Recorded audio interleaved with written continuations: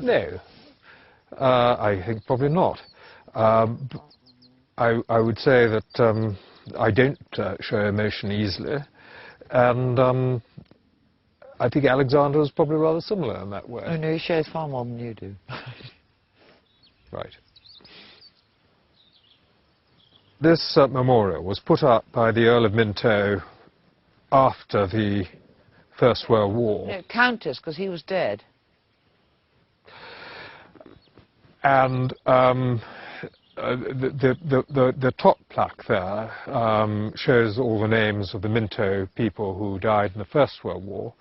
There was no room on the plaque for Alexander, so we had to put a whole new plaque for him. Hopefully there will be no further names below it.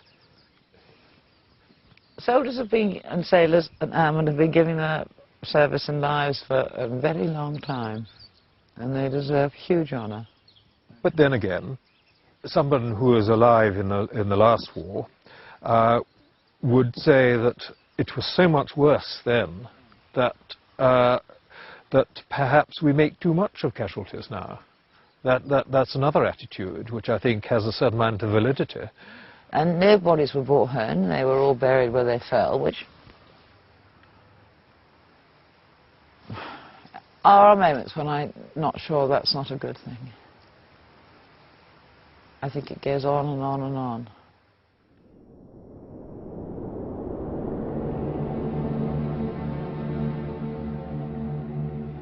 The accident happened on the 1st of April.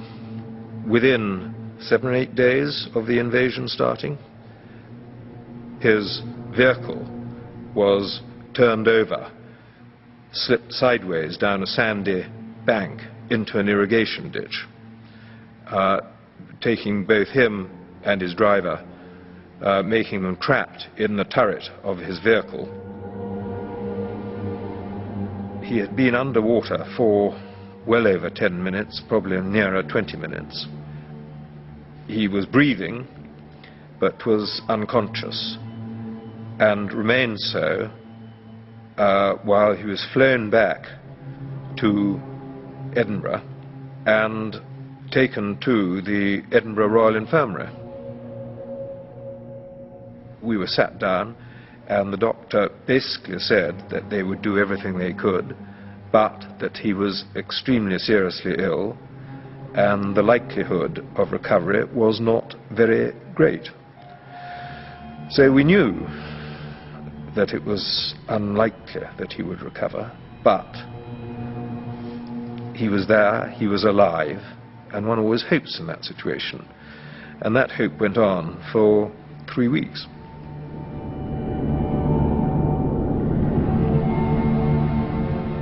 They turned down the life support. It wasn't a question of us making a decision to turn it off. His heart stopped beating.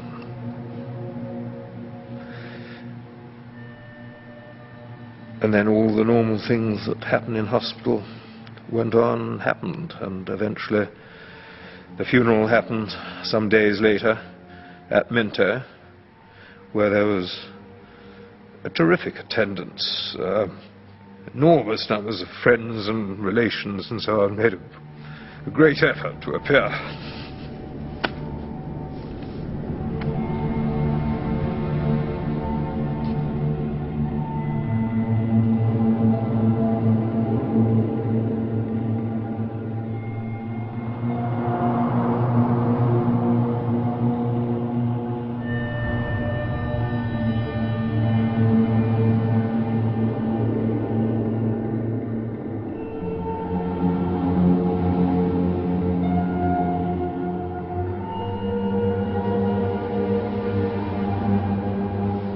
The 6 soldiers who died today were involved in establishing an Iraqi police force. Their bodies were recovered at around midday UK time. These personnel were members of the Royal Military Police. Initial information suggests that they may have been involved in an incident at the police station in Al-Majar al-Kabir. It was a couple of years ago now, and I don't know why I was looking at registrations on the internet, and I just went on one of these websites and I seen RMP on there, and I looked, And I thought, because Marilyn said, oh, it would be lovely if we could get one S1 RMP, which is Psy RMP, because he would have loved that, you know. But then I looked down the list and then I seen this Y6 RMP, and I thought, my God, I've got to have that. How fitting is that? Y6 RMP. You know, to look at it in the context of what it is. Why did 6 military policemen have to be killed? Why?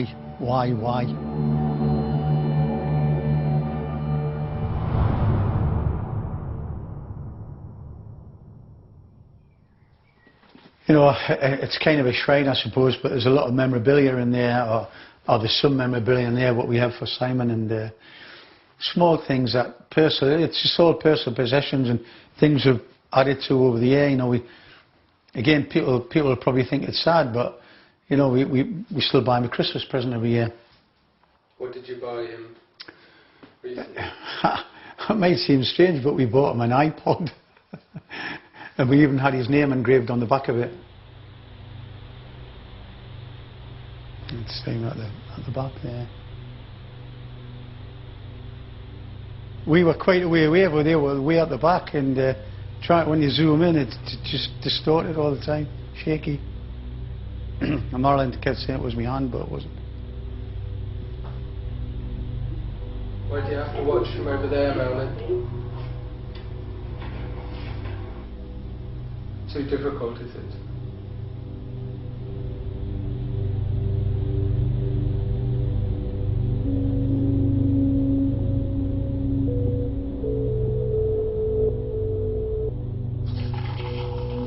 Do you let John do a lot of the talking? I do, because I find it very difficult to relax and be me. If you was to see us not with the makeup on and the normal me sort of during the day, that's, you know, I'm heartbroken all the time.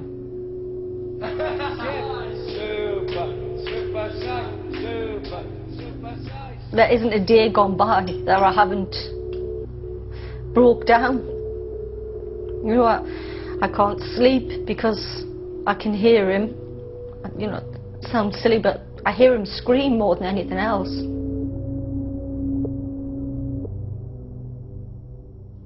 But 5 years though, Marilyn, I mean, and the cliche that time is a healer. Don't ever believe when anybody says to you that time's a great healer.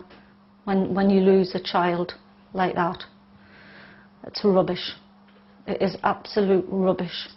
But when I talk to you or when I see it, it seems it's almost that it's the other way round, that it's getting worse. Mm-hmm. It is, because in a sense, 5 years, you think 5 years, what a long time. But then I look at it as I'm 5 years closer to Simon, because as each day goes by, I'm getting older, so I'm getting closer.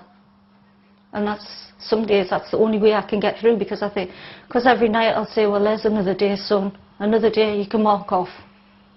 But what do you think happens when you die? Me personally, I hope and pray that I meet Simon, that he's there. I couldn't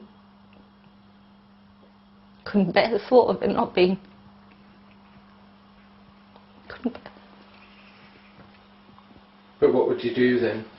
What would you do if you were reunited in that way? Well, it'd be party time, wouldn't it? It would be party time.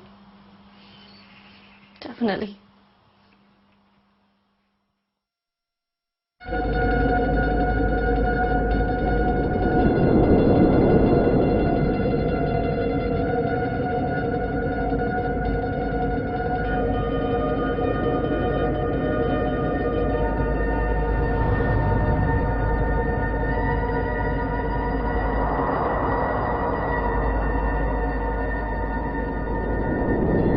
I remember when the Americans were doing a lot of raids and bombings in Afghanistan. You know, troops were getting mobilised, British troops, and I can speak for my brother as well. We were both more than ready for that. We were quite not happy that it happened, obviously, but if it was going to happen.